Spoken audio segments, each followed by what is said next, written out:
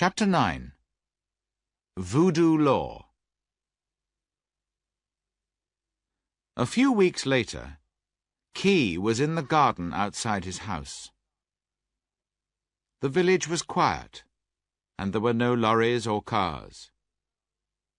It was early evening, and Key was giving the chickens some food as the sun went down. He heard a car coming along the road.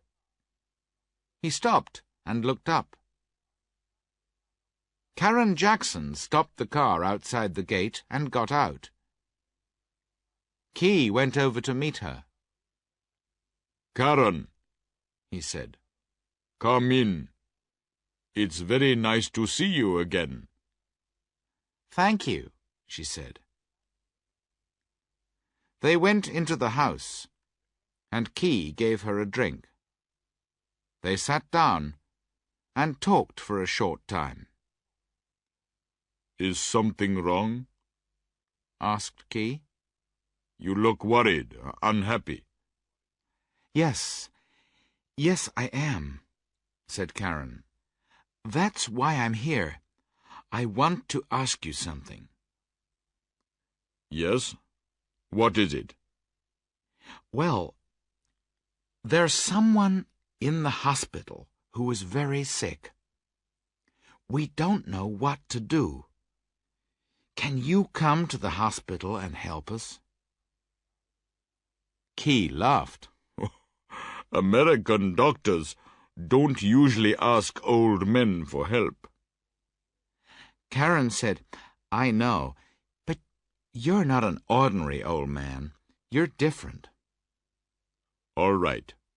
I'll come, but I don't know if I can help." "You're very kind. When can you come?"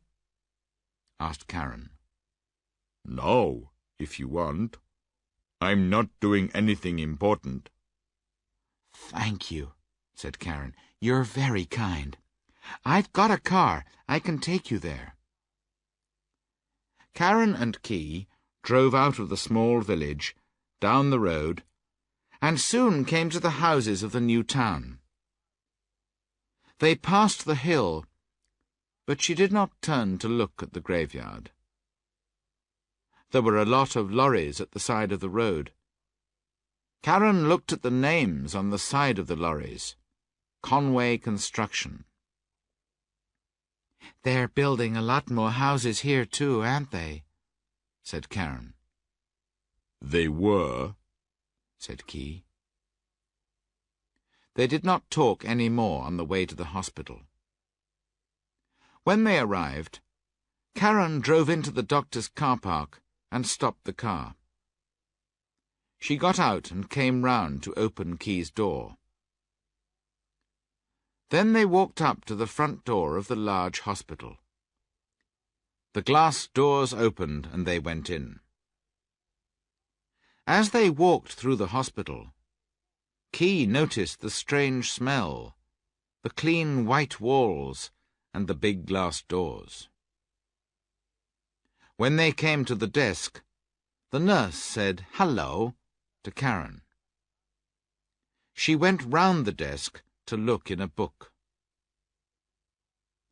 "Room 473, she said, looking at Key. "It's this way." They walked to the lift and went up to the 4th floor. The doors opened, and Karen took Key to the room. There was a small window in the door of the room. Karen stopped. "Look," she said. Key looked through the small window into the room. There were no tables or chairs in the room, and there were no other windows. Next to the wall there was a bed. Key looked at the man in the bed. It was Conway. He was wearing a big white coat, and he was screaming. While Key was looking at the man, Karen explained. His name is Conway. James Conway. It's strange. When I came to Haiti, we were on the same plane. He sat next to me. He wanted to start a business and make money. I didn't like him very much, I can tell you. But he wasn't mad. Look at him now. He's mad, and we don't know why. He doesn't talk to anyone, and he starts screaming when he hears a telephone or a bell ringing. He's afraid of sleeping, too, and we can't do anything for him. Some of the nurses are saying he's like that because of voodoo. Perhaps the nurses are right, said Key. Then he thought for a moment and began to smile. Can you help him? Asked Karen. I'm sorry, said Key. I'm not a doctor. But perhaps he's happy here. He has a big place to live in, with lots of rooms. People come and clean the rooms and bring him food. He doesn't have to work, and he's got a lot of money in the bank. Perhaps he has everything he wants. Karen looked at the old man, and for a moment she saw something cold and frightening in his smiling eyes.